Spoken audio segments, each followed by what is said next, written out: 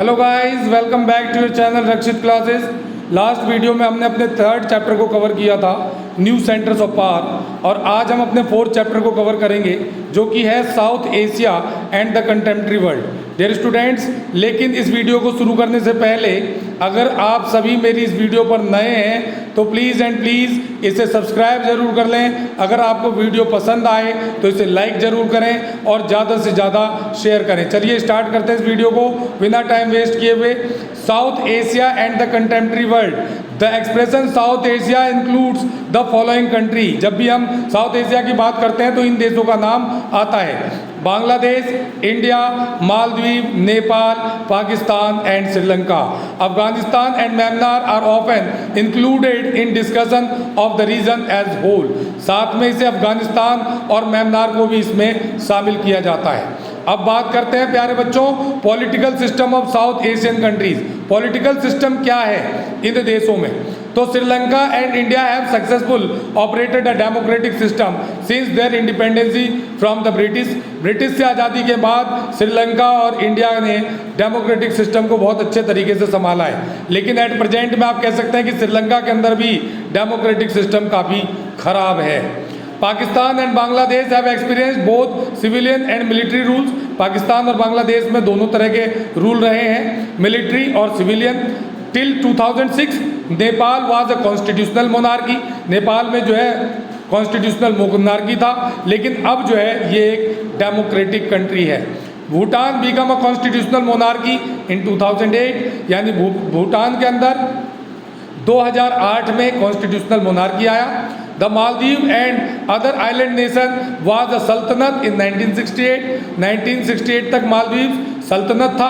When it was transformed into a republic, उसके बाद ये रिपब्लिक में चेंज हुआ with a presidential form of government, जहाँ पर प्रेसिडेंशियल फॉर्म ऑफ गवर्नमेंट को अपनाया गया है। The people in all these countries share the aspiration of democracy. इस क्षेत्र के सभी देशों में जनता को डेमोक्रेटिक सिस्टम बहुत पसंद है। Recent survey of attitude of the people in the 5 big countries of the region showed that there is whispered support for democracy in all these countries. हाल ही में एक सर्वे के अनुसार ये पता चला है कि इन रीजन के सभी देशों में लोग जो है डेमोक्रेसी को सबसे ज़्यादा पसंद करते हैं। अब बात कर लेते हैं कि करके सभी कंट्रीज़ की सिस्टम्स के बारे में। सबसे पहले पाकिस्तान। तो after Pakistan framed it's constitution, जब पाकिस्तान ने अपना कॉन्स्टिट्यूशन बनाया, general Ayub Khan took over the administration. General Ayub Khan ने तख्ता पलट किया और खुद जो है वहाँ पर इलेक्टेड गवर्नमेंट बनाकर देश के प्रेसिडेंट बन गए। After popular dissatisfaction against ruler, general Yahya Khan came to power. उसके बाद जब उनके खिलाफ आवाज़ें उठी, डिससेटिस्फैक्शन हुआ, तो जनरल याया खान ने उनका तख्ता पलट किया और उन्होंने अपनी बादशाहत यानी उन्होंने वहाँ पर कब्जा जमा लिया। During Yahya Khan military rule, यानी याया खान के मिलिट्री रूल के दौरान Pakistan face the Bangladesh crisis. Pakistan को बांग्लादेश क्राइसिस का सामना करना पड़ा। And after a war with India and Pakistan, और उस समय पाकिस्तान के साथ युद्ध भी हुआ। East Pakistan broke away to emerge as an independent country. उसी दौरान बांग्लादेश जो कि ईस्ट पाकिस्तान था, अलग होकर एक नया देश बना। आफ्टर दिस, इसके बाद an elected government under the leadership of Zulfikar Ali Bhutto came to power. उसके बाद 71 से लेकर 77 तक जुल्फिकार अली भुट्टो के नेतृत्व में इलेक्टेड गवर्नमेंट रही। Bhutto was removed by general Ziaul हक इन 1977। 1977 में जियाउल हक ने उनको हटाकर उनका तख्ता पलट कर दिया। जनरल जियाउल हक faced a pro democracy movement in 1982। फिर जियाउल हक के खिलाफ प्रो डेमोक्रेसी प्रोटेस्ट हुआ। फिर इलेक्शन कराए गए 98 में, और बेनजीर भुट्टो जो है देश की लीडर बनी, यानी प्राइम मिनिस्टर बनी। This phase of elected democracy lasted in 1999, और तब से लेकर 99 तक वहाँ पर डेमोक्रेटिक सिस्टम रहा। लेकिन 1999 में परवेज मुशर्रफ ने नवाज शरीफ का तख्ता पलट किया 2001 में, और he elected himself as a president. 99 में तख्ता पलट किया, 2001 में खुद भी इलेक्ट हुए। इसके अलावा at present doctor Arif Alvi is the president and Imran Khan is the prime minister of Pakistan. यानी ये चीज़ जो है अभी कुछ समय पहले तक का रिकॉर्ड है, आप इसी को ध्यान रखेंगे। ये यहाँ का current situation. Factors of Pakistan failure in building a strong democracy. यहाँ पर डेमोक्रेसी क्यों नहीं सक्सेसफुल हो पाई वो पूछा जाएगा 3 मार्क में।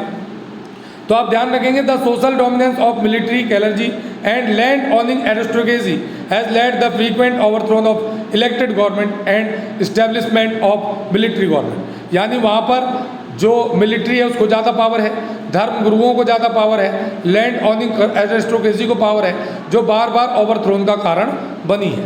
इसके अलावा lack of genuine international support from democratic rule in Pakistan, बाहर से भी जो सपोर्ट मिली है वो डेमोक्रेटिक के लिए नहीं मिल पाई है, बल्कि उसको मिलिट्री को ज़्यादा उन्होंने पावर में रखने की बात कही है। The United State and other western countries have encourage the military authoritarian rules in past for their own reason. United State और जो वेस्टर्न कंट्रियां हैं उन्होंने मिलिट्री रूल को ज़्यादा अच्छा माना है, सपोर्ट किया है, क्योंकि उसके लिए उनका अपना रीज़न रहा है, क्योंकि इन देशों से पाकिस्तान जो है वो कई तरह के वेपन्स खरीदता रहता है। अब आते हैं कि इंडिया पाकिस्तान के कॉपरेशन के क्षेत्र कौन से हैं दोनों के बीच। अगर रिलेशन की बात की जाए तो 1960 में वर्ल्ड बैंक ने एक साइन कराया था इंडस रिवर ट्रीटी पर, जो कि 20 ईयर्स का था। इसके अलावा the 2 countries have agreed to undertake confidence building measures to reduce the risk of war. दोनों देशों ने कहा है कि कॉन्फिडेंस बिल्डिंग करेंगे और वॉर के रिस्क को कम करेंगे। Several activists and prominent personalities have collaborated to create an atmosphere of friendship among the people of both countries। कई जो सोशल एक्टिविस्ट हैं और प्रोमिनेंट पर्सनैलिटीज़ हैं उन्होंने कोशिश की है कि दोनों देशों के बीच अच्छे रिलेशन इस्टेब्लिश हो। Leader have met at summit to understand each other. कई बार दोनों की मीटिंगें हुई हैं, जैसे कि 65 में ताशकंद समझौता हुआ, 71 में शिमला समझौता हुआ, आगरा शिखर वार्ता हुआ, ताकि प्रॉब्लम्स को सोल्व किया जा सके। कई बार बस यात्राएं भी ऑर्गेनाइज की गई है 2 देशों के बीच। इसके अलावा trade between the two has increase sustainably in the last 5 year. 5 साल में ट्रेड को भी बढ़ावा देने की कोशिश की गई है। Visa have been more easily given, इनके वीज़ा को भी आसानी से दिया जाता है। अब आते हैं कि इंडिया और पाकिस्तान के बीच कन्फ्लिक्ट क्या है, विवाद क्या है। तो सून आफ्टर द पार्टीशन के तुरंत बाद the 2 countries got embroiled in the conflict over the fate of Kashmir. Kashmir को लेकर दोनों देशों के बीच विवाद रहा। 1947-48 में शैडो वॉर भी हुआ इंडिया और पाकिस्तान के बीच कश्मीर को लेकर ही। India's conflict with Pakistan is also over strategic issue like control of the Siachen glacier. Siachen glacier के कंट्रोल को लेकर भी विवाद है दोनों के बीच। Both the government continue to be suspicious of each other. दोनों देश एक दूसरे को शक की निगाह से देखते हैं। Indian government has blamed the Pakistan government for using a strategy of law की violence by helping the Kashmiri militants with arms। India का आरोप है कि कश्मीर के जो उग्रवादी हैं उनको पाकिस्तान हमेशा से हथियार और ट्रेनिंग देकर इंडिया के खिलाफ यूज़ करता है, पैसों से भी उनकी मदद करता है और टेररिस्ट अटैक के लिए, स्ट्राइक्स के लिए इंडिया में भेजता है। इसके अलावा Indian government also believe that Pakistan aided the pro Kashmiri militants. ये जो कश्मीरी नहीं, खालिस्तानी जो मिलिटेंट्स हैं उनको भी पाकिस्तान जो है मदद कर रहा है 1985 से लेकर 1995 तक। The government of Pakistan in turn blames that India government has its own security agencies. जबकि पाकिस्तान का ये आरोप है कि इंडिया की गवर्नमेंट के अपनी सिक्योरिटी एजेंसीज हैं for fomenting troubles in the province of Sindh and Balochistan, जो सिंध और बलूचिस्तान में प्रॉब्लम क्रिएट कर रही है।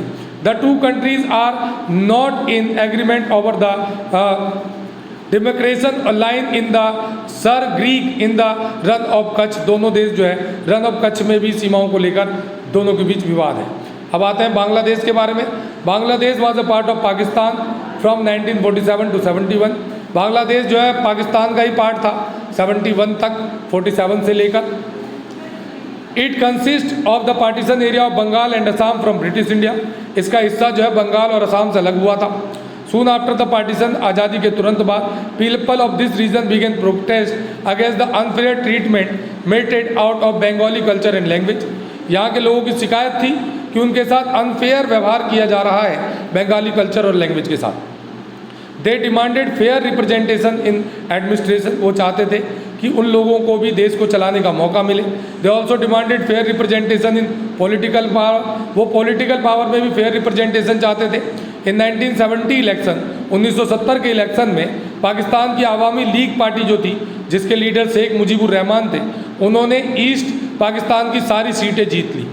Thousands were killed by the Pakistani army. लेकिन उस समय पाकिस्तान की आर्मी ने वहाँ पर उस इलेक्शन को रद्द कर दिया। इसके खिलाफ जब प्रोटेस्ट हुआ तो पाकिस्तान की आर्मी ने उन लोगों को मारना शुरू कर दिया। This led a large scale migration into India. उस समय 80 लाख के लगभग जो है बांग्लादेशी शरण मांगने के लिए इंडिया में आ गए थे। The government of India supported, government of India ने उन्हें सपोर्ट की मिलिट्री ग्राउंड पे भी और उनको इंडिपेंडेंसी दिलाई। इसके रिजल्ट के तौर पर भारत पाकिस्तान के बीच 71 में वॉर हुआ। दिसंबर 71 में पाकिस्तान की आर्मी ने सरेंडर किया ईस्टर्न पाकिस्तान के अंदर और नए देश के तौर पर बांग्लादेश उभर कर सामने आया। बांग्लादेश ने भी अपना कॉन्स्टिट्यूशन डिक्लेयर किया जिसमें उन्होंने सेकुलरिज्म, डेमोक्रेसी और सोशलिज्म में फेथ दिखाया। 1975 में मुजीबुर रहमान ने कॉन्स्टिट्यूशन में अमेंडमेंट किया और ये कहा कि पार्लियामेंट्री से प्रेसिडेंशियल फॉर्म ऑफ गवर्नमेंट होगी वहाँ पर। उन्होंने बाकी सभी पार्टियों को भी अबॉलिश कर दिया सिवाय अवामी लीग के। Sheikh Mujibur Rahman was send in the military uprising against 1975। तब 75 में शेख मुजीबुर रहमान के खिलाफ मिलिट्री अपराइज हुआ और जियाउर रहमान ने उनका तख्ता पलट किया और 1979 में अपनी पार्टी बनाकर उन्होंने जीत दर्ज की। उसके बाद उनको भी ओवरथ्रोन किया गया जनरल एच.एम. इरशाद के द्वारा। इरशाद के खिलाफ भी प्रोटेस्ट हुआ और he was later elected as a president for 5 year. जब उन्होंने इलेक्शन लड़ा और 5 साल के लिए वो प्रेसिडेंट बने। Mass public protest made Ershad step down in 1990। Ershad के खिलाफ 90 में जनता ने आवाज़ उठाई और उन्हें हटना पड़ा और 1991 में इलेक्शन ऑर्गेनाइज हुए और तब से लेकर अब तक जो है वहाँ पर डेमोक्रेटिक सिस्टम सही तरीके से चला आ रहा है और वहाँ पर जो है मल्टी पार्टी सिस्टम है। अब इंडिया बांग्लादेश के बीच कॉपरेशन के पॉइंट क्या है? तो economic relation have improved considerably in the last 20 years. दोनों देशों के बीच बड़े पैमाने पर इकोनॉमिक फील्ड में इम्प्रूवमेंट आई है। Bangladesh is a part of India's look east. Bangladesh Bharat का पूरब की तरफ देखो का एक हिस्सा रहा है जिसमें वो पूरब के देशों में अपना दबदबा बनाना चाहता है। On disaster management and environmental issue the two states have cooperated regularly. दोनों ने डिजास्टर मैनेजमेंट और इन्वायरमेंटल इशू पे काफ़ी मदद की है। इन 2015 दे एक्सचेंज सर्टेन एनक्लेव, कुछ क्षेत्रों का उन्होंने आपस में एक्सचेंज भी किया हुआ है। इसके अलावा efforts are on the broaden the areas of cooperation further by identifying common threads that being sensitive to each others need. यानी दोनों ने एक दूसरे की ज़रूरत को देखते हुए मदद करने की बात कही है। अब कन्फ्लिक्ट क्या है दोनों के बीच? Sharing of the Ganga and Brahmaputra river water. दोनों के बीच गंगा और ब्रह्मपुत्र के पानी के बंटवारे को लेकर विवाद है। Bangladesh Daniel of illegal immigration और टू इंडिया। बांग्लादेश इस बात को नकारता है कि बांग्लादेशी इंडिया में घुसते हैं। तीसरा, Bangladesh support of anti Indian Islamic fundamentalist group. Bangladesh हमेशा से anti Indian Islamic fundamentalist group को सपोर्ट करता आया है और इस बात को उसने रिफ्यूज़ कर दिया था जब इंडियन आर्मी जगह मांग रही थी नॉर्थ ईस्ट में जाने के लिए, तो उसने अपनी जगह देने से मना कर दिया। Bangladesh decision is not to export natural gas to India or allow Myanmar to do through Bangladesh territory. Bangladesh ने नेचुरल गैस इंडिया को देने से मना किया, साथ ही साथ उसने म्यांमार को भी अपनी ट्रीटी से होकर गुजरने से मना किया। Bangladeshi government have felt that Indian government behave like a regional bully. Bangladesh ये मानता है कि इंडिया जो है वो रीजनल बुली के तौर पर काम करता है over sharing of river water के मामले में। Bangladeshi government have felt that Indian government encourage rebellion in Chittagong hill tracts. वो ये मानता है कि जो विद्रोही हैं बांग्लादेश में उसको इंडिया बढ़ावा दे रहा है। Indian government trying to extract its natural gas and being unfair in trade. Indian government भी ये कहती है कि नेचुरल गैस इंडिया को देने की जगह दूसरों को देता है, जो कि गलत है। The two countries could not resolve their boundary dispute for a long while. काफ़ी समय से दोनों की बाउंड्री का डिस्प्यूट भी सोल्व नहीं हुआ है। अब आते हैं नेपाल की तरफ प्यारे बच्चों। लेकिन नेपाल का पॉइंट करने से पहले अगर आप इस वीडियो पर नए हैं तो आप इसे सब्सक्राइब जरूर कर लें और अगर आपको ये वीडियो इन्फॉर्मेटिव लगे, अगर आपको लगता है कि टर्म 2 में कुछ फ़ायदा हो सकता है इन पॉइंट से, तो आप इसे लाइक ज़रूर करें, ज़्यादा से ज़्यादा शेयर करें। Nepal was a Hindu kingdom in the past. पहले वो नेपाल जो हिंदू किंगडम था, बाद में वहाँ पर कॉन्स्टिट्यूशनल मोनार्की इस्टेब्लिश हुआ और मॉडर्न टाइम में ये डेमोक्रेसी है। The king accepted the demand for new democratic constitution in 90। वहाँ के राजा ने 1990 में वहाँ के डेमोक्रेटिक कॉन्स्टिट्यूशन की मांग को स्वीकार किया और प्रो डेमोक्रेसी जो मूवमेंट चला था उसको उन्होंने रोका। वहाँ पर During the 19th, Maoists of Nepal were successful in spreading their influence in many parts of Nepal। Maoist जो थे माओवादी, उन्होंने अपना प्रभाव काफ़ी जमाया नेपाल के अंदर। 2002 में the king abolish the parliament and dismiss the government. वहाँ के राजा ने पार्लियामेंट को ख़त्म कर दिया, गवर्नमेंट को डिसमिस कर दिया। 2006 में जब पूरे देश में प्रोटेस्ट हुआ तब दोबारा से एसपी यानी 7 पार्टी अलायंस के थ्रू जो है जब वहाँ पर दबाव डाला गया तब 2008 में जाकर दोबारा जो है उसको डेमोक्रेटिक बनाया गया और 2015 में नेपाल ने अपना न्यू कॉन्स्टिट्यूशन एडॉप्ट किया। करंट में वहाँ के जो नेपाल के प्राइम मिनिस्टर हैं शेर बहादुर दुबा फ्रॉम नेपाली कांग्रेस, वो 13 से लेकर 2013 जुलाई 13 2021 से वो वहाँ पर हैं और he was appointed as a per supreme court decision, supreme court के डिसीजन पर उन्हें बनाया गया। यानी एट प्रेजेंट में वहाँ पर डेमोक्रेटिक सिस्टम है। प्यारे बच्चों, नेपाल एंड इंडिया कोऑपरेशन क्या है? Nepal and India enjoy a special relation that has very parallel in the world। बहुत कम देशों में ऐसे संबंध देखने को मिलते हैं जैसे हैं A treaty between the two countries allows citizens of two countries to travel and work in the other country without visa and passport। दोनों देशों के लोग एक दूसरे के देश में बिना किसी पासपोर्ट वीज़ा के आ जा सकते हैं, काम कर सकते हैं। डिस्प्यूट क्या है? तो the government of the two countries had trade related dispute in the past. पुराने समय से व्यापार को लेकर दोनों में डिस्प्यूट है। The Indian government has often expressed displeasure at the war relationship between China and in Nepal. Nepal से जो चाइना के रिलेशन रहे हैं, यानी नेपाल ने इंडिया के बजाय चाइना की तरफ जो इंटरेक्शन दिखाया है उसको लेकर इंडिया उससे काफ़ी नाराज रहा है। Indian security agency see the Maoist movement in Nepal as a growing security threat. Maoist जो हैं उनको इंडिया बड़ा खतरा मानता अपने लिए, क्योंकि उन्हीं की देखा देखी इंडिया में भी नक्सलाइट मूवमेंट शुरू हुआ है बिहार और आंध्र प्रदेश जैसे क्षेत्रों में।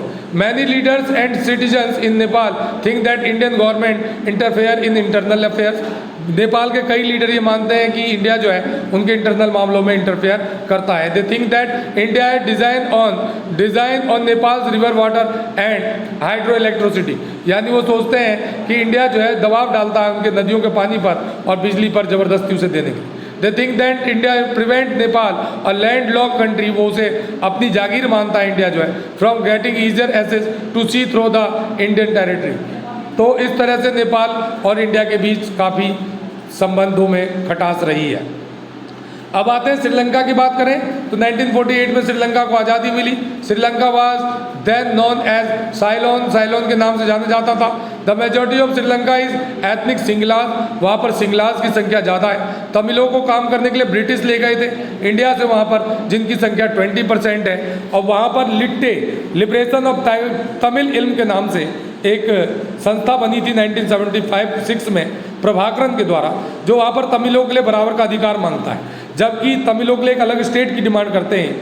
लेकिन श्रीलंकन गवर्नमेंट जो है वहाँ किसी तरह का अलग से राज्य देने को तैयार नहीं है, ना ही वो किसी तरह का पॉलिटिकल पावर शेयरिंग करने को तैयार है। यही प्रॉब्लम जो है श्रीलंका के अंदर रही है। बाकी श्रीलंका के अंदर बड़ा अच्छा डेमोक्रेटिक सिस्टम रहा है। इंडिया ने 1987 में इंडियन पीस कीपिंग आर्मी वहाँ भेजी थी लिट्टे को कंट्रोल करने के लिए, लेकिन श्रीलंका ने कहा कि इंडिया जो है उसके इंटरनल मामलों में इंटरफेयर कर रहा है। अब आते हैं कि इंडिया और श्रीलंका के बीच कॉपरेशन क्या है। तो India signed a free trade agreement with Sri Lanka. India ने श्रीलंका के साथ फ्री ट्रेड का एग्रीमेंट किया है जो दोनों के संबंधों को मजबूत बनाता है। इसके अलावा India help in post tsunami reconstruction in Sri Lanka has also brought the two countries closer. जब सुनामी आई थी 1999 में, तब भी श्रीलंका की काफ़ी मदद इंडिया ने की थी। डिस्प्यूट क्या है? तो the difficulties in the relationship between government of India and Sri Lanka are mostly over ethnic conflict. इन दोनों के बीच जो ये तमिल्स की प्रॉब्लम है, इसको लेकर काफ़ी विवाद है। Indian leaders and citizen find it impossible to remain natural when Tamils are politically unhappy and are being killed. भारत के कई लीडर इस बात से नाराज हैं इंडियन गवर्नमेंट से कि वो श्रीलंका के साथ संबंध क्यों रख रहे हैं, जबकि हमारे तमिल वहाँ पर परेशान हैं। और इंडिया ने जो 87 में पीस कीपिंग आर्मी भेजी थी, उसे श्रीलंका ने अपने मामले में इंटरफेयर बताया था। अब आते हैं द मालदीव्स के बारे में। लेकिन डियर स्टूडेंट्स, अगर ये वीडियो आपको इन्फॉर्मेटिव लगे तो आप इसे लाइक ज़रूर करें, ज़्यादा से ज़्यादा शेयर करें, और अगर अभी तक आपने इसे सब्सक्राइब नहीं किया है तो सब्सक्राइब जरूर कर लें। The Maldives is the chain of island located south west of Sri Lanka and India in the Indian ocean. Indian ocean में ये कई छोटे छोटे टापुओं का एक देश है। It is an independent country, ये इंडिपेंडेंट है। 1968 तक वहाँ पर सल्तनत थी, उसके बाद ये रिपब्लिक में चेंज हुआ और प्रेसिडेंशियल फॉर्म ऑफ गवर्नमेंट वहाँ पर इस्टेब्लिश हुई। जून 2005 में वहाँ पर पार्लियामेंट इस्टेब्लिश हुआ। Maldives voted unanimously to introduce multi party system. 2005 में ही वहाँ पर मल्टी पार्टी सिस्टम आया। द मालदीवियन डेमोक्रेटिक पार्टी यानी MDP ये वहाँ के पॉलिटिकल अफेयर्स को देखता है। डेमोक्रेटिक स्ट्रेंथन इन मालदीव आफ्टर 2005, वहाँ पर डेमोक्रेसी काफ़ी मजबूत हुई 2005 के इलेक्शंस के बाद से। अपोजिशन पार्टियाँ भी आई वहाँ। MDP ने 2018 का इलेक्शन वहाँ पर जीता था। अब कॉपरेशन की बात अगर हम करें इंडिया के साथ, तो India ties with the Maldives remain warm and cordial. India के बड़े अच्छे संबंध है यहाँ से। In November 88 when the some Tamil mariners from Sri Lanka attack the Maldives, जब कुछ तमिलों ने अटैक किया था मालदीव पर, the Indian air force and navy reacted quickly to Maldives, तो इंडिया की एयरफोर्स और नेवी ने उसको बचाने के लिए तुरंत जो है मदद भेजी थी। India has also contribute island economic development, tourism and fisheries. India ने उसको काफ़ी मदद की है अपने इकोनॉमिकल डेवलपमेंट, टूरिज्म में और फिशरीज में। भूटान की बात अगर हम करें तो Bhutan become a constitutional monarchy in 2008। Bhutan 2008 में मोनार्की स्टेट बना था constitutional under the leadership of the king, राजा के नेतृत्व में। It emerge as a multi party democracy, ये भी मल्टी पार्टी डेमोक्रेसी के तौर पर उभरा है। India enjoys a very special relationship with Bhutan. Bharat के भूटान से भी अच्छे संबंध हैं। Does not have the major conflict with Bhutan government, Bhutani government के साथ कोई कन्फ्लिक्ट नहीं है बड़ा। The efforts made by Bhutani monarch to weed out the guerrillas and militants from north eastern India that operate in the country have been helpful to India. वहाँ पर gorilla वार के दौरान भी भूटानी गवर्नमेंट ने मदद की थी नॉर्थ ईस्ट के अंदर, जिससे दोनों के बीच अच्छे रिलेशन बने। इन शॉर्ट अगर हम कहें प्यारे बच्चों तो दोनों के बीच अच्छे रिलेशन है। तो ये था हमारा 5th चैप्टर। इस चैप्टर से इतना ही। मैं समझता हूँ कि ये सारे पॉइंट्स आपको अच्छे से समझ में आ गए होंगे। अगर आप ये नोट्स के तौर पर लेना चाहते हैं तो आप हमारे टेलीग्राम चैनल को भी सब्सक्राइब कर सकते हैं, जिसका लिंक मैं इस वीडियो के नीचे दे रहा हूँ। और आज की इस वीडियो में इतना ही। चलते चलते एक बार फिर से, अगर आपको ये वीडियो इन्फॉर्मेटिव लगी हो तो लाइक ज़रूर करें, अपने सभी फ्रेंड्स को शेयर ज़रूर करें। Thank you so much for watching. Have a nice day. मिलते हैं अपने तीसरे पार्ट के साथ, तीसरी वीडियो के साथ बहुत जल्द। Thank you so much. तब तक के लिए बाय बाय, टेक केयर।